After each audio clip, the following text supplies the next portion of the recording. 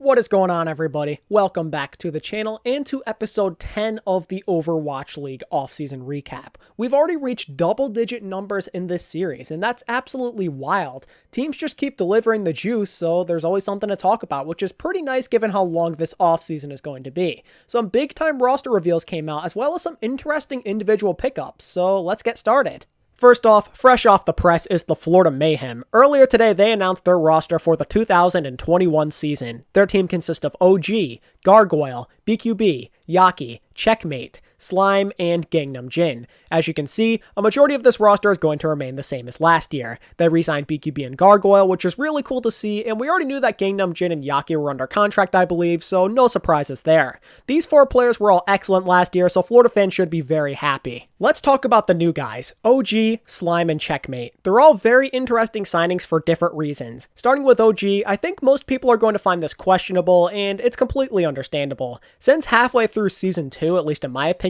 OG's trajectory as a player has consistently spiraled downward. It's been a slow and steady progress. He got exposed time and time again as a mediocre Orisa player, and that spelled trouble for the Gladiators in Double Shield. Generally speaking, off of Winston, he was just an okay player, and in a season where flexibility meant more than it ever had in the past, this is problematic. And let's not forget that OG has a history of going through bad mental stretches. He either feels burnt out, or he lacks confidence in himself, or both in some scenarios. Needless to say, it's a risky signing because there is so much that could end up going wrong. But even so, I'm not going to sit here and say there's no chance it works out, because OG has a much better support line compared to what he had on the Gladiators, or even Dallas for that matter. Slime and Gangnam Jin are a major step up compared to everything else he's ever had at the Overwatch League level. That might be the ticket to drastically improving his consistency. I mean, look how good it did for Sato in Season 3. His impact on the game was completely different compared to Seasons 1 and 2. Who's to say the same thing could not happen for OG? It helps that Kuki is really good at coaching as well. OG genuinely has a chance to be a solid player again, and I would not put it past him to drastically improve his level of play in Season 4. And apparently Florida's had their eyes on him for a while now. According to their GM Albert, they were even looking into getting him at the beginning of last offseason, and maybe that's a sign that he could be a really good scheme fit. But even so, I still do see this as a downgrade on paper compared to Fate. They're very comparable on Winston and even Reinhardt, but Fate is the better Orisa player without a question. I can't say anything for certain, but it seems like Florida's double shield could be noticeably worse. Any sort of Orisa comp could put Florida at a disadvantage if OG cannot improve. On other comps, they could be fine though. In fact, OG's aggression might improve the team's overall play. Again, I see this as a risky signing. It has a high payoff, but there's not a guarantee for success. OG might be able to turn it around, but I still am a little disappointed Florida were unable to draw in one of the top rookies and or free agent main tanks. Next, we'll talk about Slime. In my opinion, he is a better player mechanically than Chris. He's also proven to have the higher ceiling as a player. He also has the better Lucio for sure. The other main support characters though, they're a bit more debatable, and that's my one concern over Slime. Can he be good enough on the other heroes? Historically, his other heroes have not been at the level of his Lucio, and that could be problematic if the Mayhem don't plan on getting any other support players, and if they intend to compete with the top teams in the league again. Will he be reliable enough on a character like Brig or Baptiste? It's incredibly difficult to judge, but Slime does have some incredibly high peaks. We've seen what he can do as a starting player in the Overwatch League, and after basically spending a whole year on the bench, he's going to be hungry to prove himself. That might be enough motivation for him to improve his game and become a more versatile player. He has a very aggressive and decisive style, and I think that's something Florida could benefit from because that's an issue they've kind of had at Season 3 in times. When they were in close games, sometimes they would appear indecisive, and it would cost them some games. Slime can help fix that problem, so I really do like this pickup. Finally, there's Checkmate, whose name is awesome, by the way. So he's not somebody I know a lot about. He's a rookie flex DPS who played for Batlika and most recently OZ Gaming over in Korean Contenders. From the looks of it, he has a lot of raw skill and good mechanics. He kind of gives off those Ants vibes in a way. He's more of this unknown factor who could become very good under solid coaching. From what some people in my Discord have told me, he's a bit more on the raw side, so there's a lot of room for him to grow. It's hard to say what he's capable of. He played for teams that were rather inconsistent. It's kind of like Fleta back in the day, but not to the same degree. And what I mean by that is he's a bright spot on a team that doesn't have a lot to offer. He's never had coaching of this caliber before, so he might be able to flourish. He has a fair amount of experience playing in contenders against some of the big shots, which is also a plus. He's shown off a good echo recently, and his Liquipedia page tells me he is known for Tracer and Genji as well. Florida seems to really like him though, and I can understand that. Besides the potential aspect of it, he'll likely patch up the holes that are evident in Yaki's and BQB's games. I was kind of hoping Florida would pick up a 4th DPS for hit scan purposes though. As much as I love BQB, his Widow is definitely not top tier currently. A better Widow player could go a long way against some of the top tier teams in the league, but another flex is still really good and I'm happy about that. It's better than keeping the rotation the way it was, that's for sure. One other thing about Florida before moving on is that they revealed the contract details of their entire roster. I don't know about the rest of you, but I really like this a lot. It gives it more of a traditional sports feeling. I like this level of transparency. As you can see, they could literally bring back everybody next year if they wanted to. They have team options on every single player. Some other noteworthy details come through Yaki and Checkmate, who could be with this team until 2023. Hopefully more teams do this in the future because it's pretty cool. Next is the Paris Eternal, who unveiled what looks to be their main lineup of Season 4. Their projected lineup as of right now is Dan, Elivo, Onigod, Naga, Khan, sorry if I mispronounced that by the way, and Neptuno. For people who strictly follow the Overwatch League, you already know 3 of these guys, so I did kind of want to focus in on the new guys first, as I thought that this would be a good way to get to know them a little bit better. So first is Dan, who used to have an S at the end of his name until recently if you did not know, and he's going to be this team's main tank. He hails from the Netherlands, and he's played for many teams since 2020 has started. We've seen him take part in the NA and EU region on teams like Atlanta Academy, Revival, Young and Beautiful, and a few others. He also played for the Netherlands in the 2019 World Cup. He has vast experience playing against all sorts of players. He seems like he's a somewhat well-rounded player with his hero pool and all, and if I recall, his best characters are probably like Wrecking Ball and Reinhardt, I think. He's not a bad player at all, but it's hard to say how he's going to do at the Overwatch League level simply because the competition is so great, not to mention there's a good chance there's a lot of better teams out there than Paris this year. Anyway, now let's talk about Naga.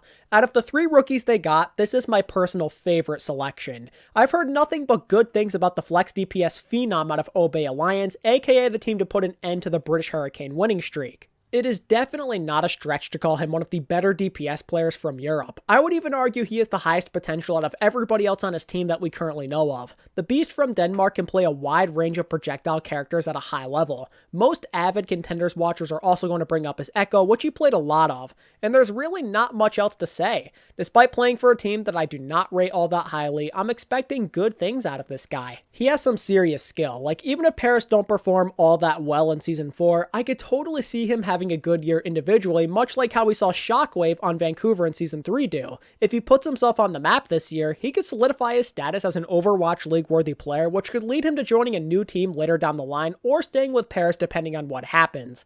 I'm excited to see what this guy can do. Joining Naga from Obey Alliance is Khan, who I probably know the least about out of all 3 rookies. I'm pretty sure his best characters are Baptiste and Zen, but he has a decent Ana as well, I believe. The Moira could use some work, but it is Moira, so it's not the end of the world. To be completely honest, I don't really have any real expectations for him, and I don't mean that in a good way or a bad way. I think he could be pretty decent, but I don't have total confidence either. He does have a decent ceiling, but he needs the right coaching. We saw what kind of difference it can make for Gray and Hip before they retired last year, and he needs the same treatment, I believe. He might have been good for the standards of EU contenders, but the Overwatch League is a completely different beast. Flex support is one of the most stacked positions in this league. Even a bunch of the mid-tier teams are going to have reasonably good flex support players on their roster.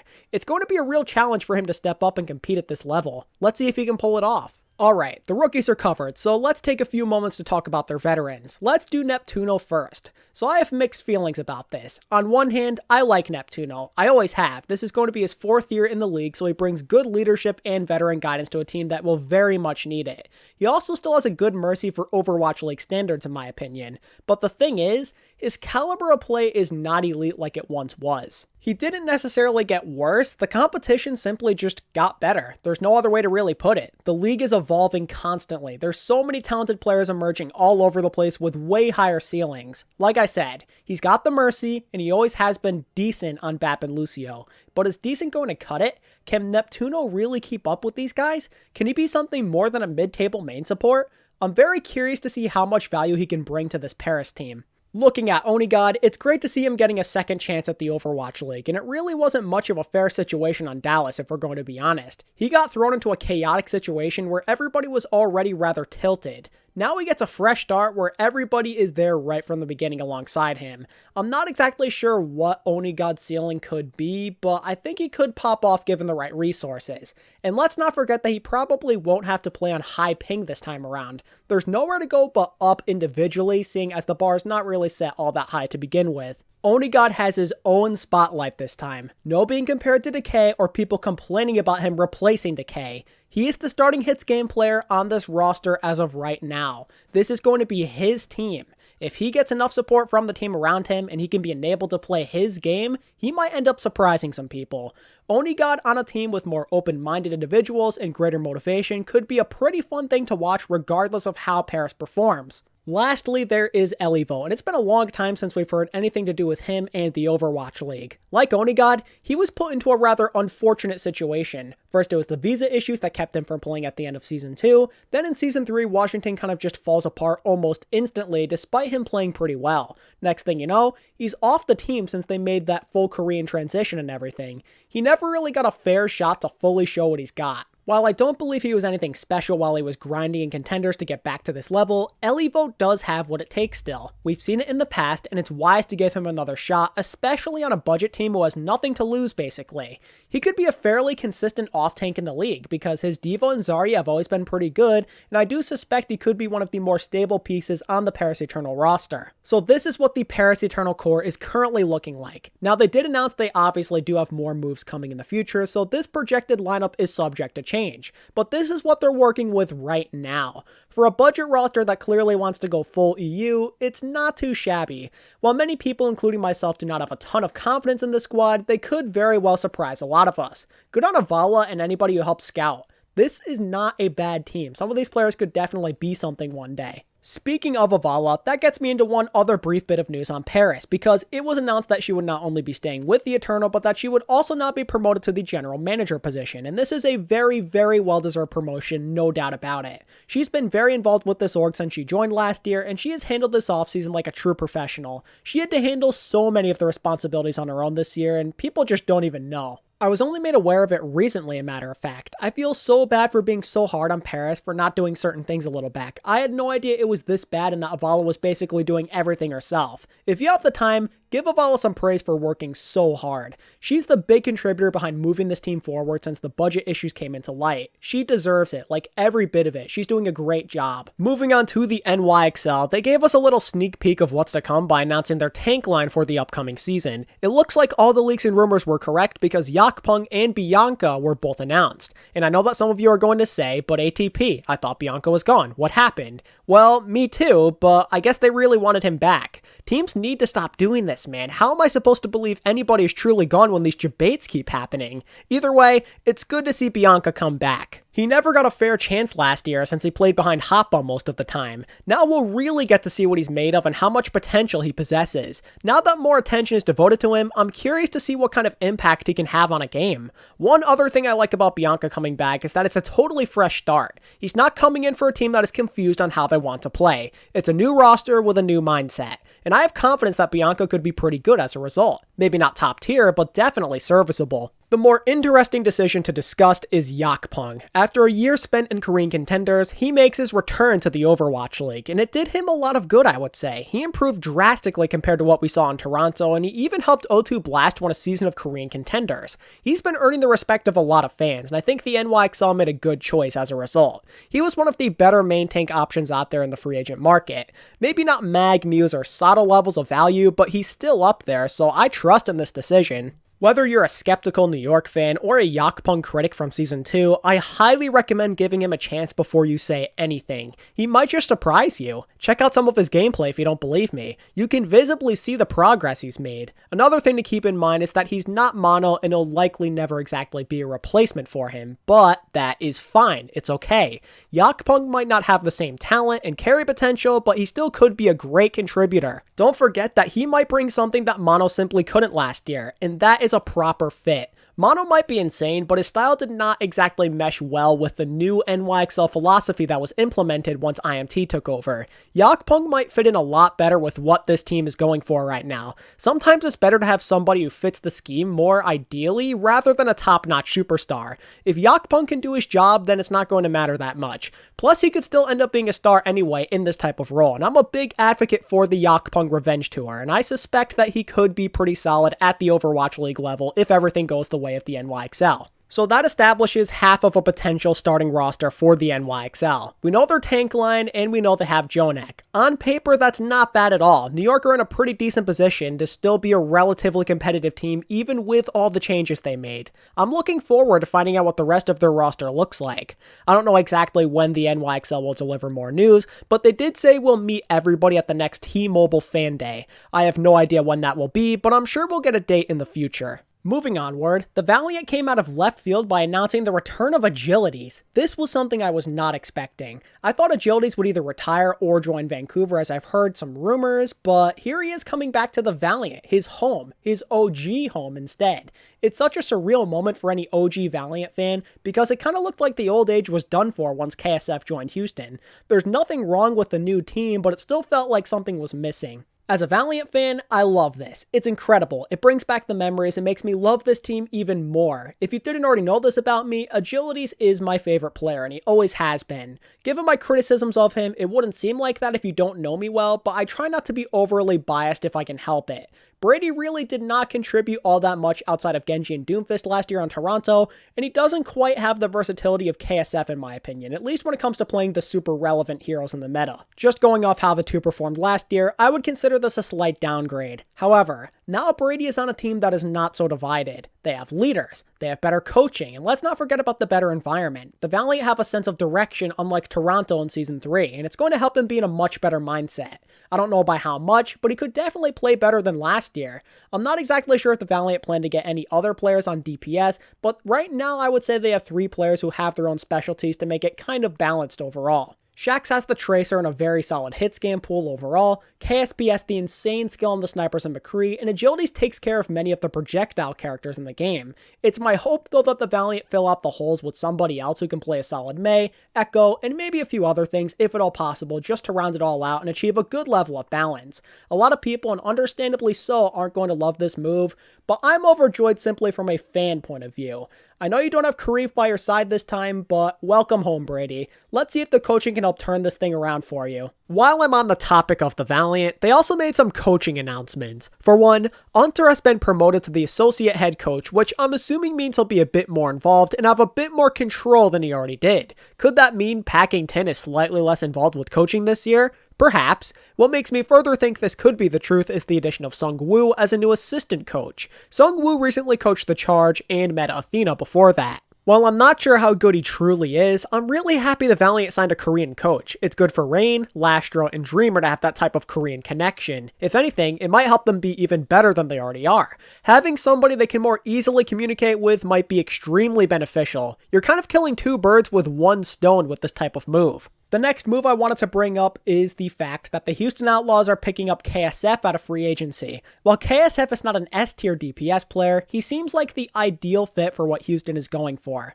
Dante and Happy are a lethal combo, but you do need somebody with a versatile hero pool to fill the gaps, and Hydration only does this to a certain extent. KSF is very willing to play whatever the team needs to, as seen on the Valiant for over 2 years. In Season 2 he filled the hit scan need, in Season 3 we saw him defer more towards projectile. I suspect that KSF will mostly be a bench option though. There are certain things he's going to specialize in, like Mei, Pharah, and maybe Hanzo, but I would not put it past him to get some start time here and there anyway because he is a very committed player. He's always been a flex DPS, but in Season 2 the Valiant made him stick to hitscan and Hanzo mostly. Did he falter? Nope. Instead, he showed tremendous growth as a player. Plus, he played pretty well. KSF has grown a lot as a player, and I'm expecting that to translate with the Outlaws a lot. The other reason KSF kind of fits the mold is because he is yet another Western talent. The Outlaws love their Western players, and he's going to get along greatly with Dante, who he's already friends with, I'm pretty sure.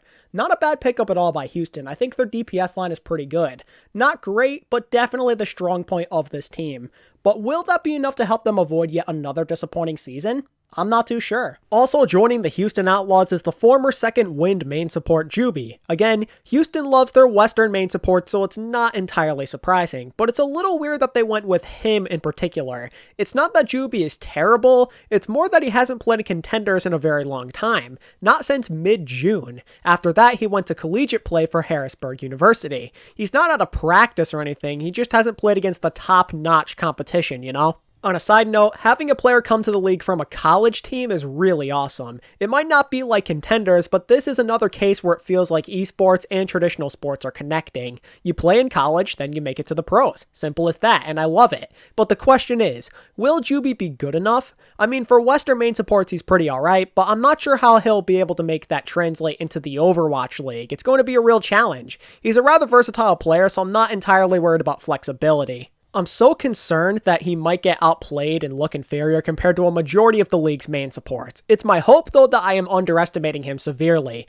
The coaching could mold him into the player Outlaws fans are hoping for. A lot of this is going to come down to the performance of the new tank line as well. If they get along with Joobi and play above expectations, everything could end up working out. But as of right now, I do have concerns. Besides the DPS, the Outlaws offseason has not been ideal. Just looking at their roster on paper, it's not anything special. Like the DPS, yeah, they're really good. I think that they're going to be solid and they're going to carry this team, but the tanks and the supports, they're just all okay, and I just don't know if that'll be enough to make the Outlaws not be one of the worst teams in the standings. One final thing before wrapping up today's news recap, the Philly Fusion announced that for the 2021 season, they will be in Korea, meaning they will be part of the APAC region, which is a really interesting and amazing development. We have a general idea of some of the teams that would be in this region, like the obvious ones like your Shanghai Dragons and Seoul Dynasties of the world, but we don't know exactly how many teams nor who's going to be there, so I think that Philly joining is a great development because it's going to make this region even more competitive. If you recall from last year, it was mostly the Shanghai Dragon show with the Charge, the Dynasty, and the NYXL occasionally challenging for that top spot as well, but now I think Philly can help change that dynamic a bit and make it a bit more competitive, at least a tiny bit. At the very least, we get a very cool dynamic between the Fusion, Dragons, and the Dynasty, where the Fusion could go on this revenge tour and get them back, both of them back for that matter, for what they did in the playoffs.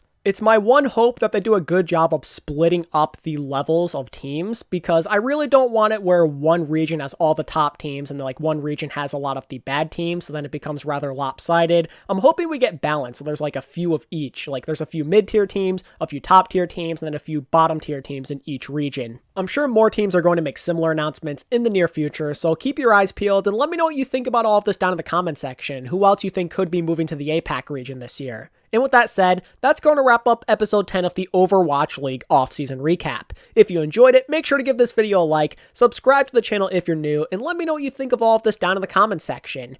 You can also join my Discord, follow my Twitter, and become a channel member if you wish to further support me and my channel. And as always, thanks so much for watching. I really appreciate your support, and until next time, this is ATP, signing out. Peace.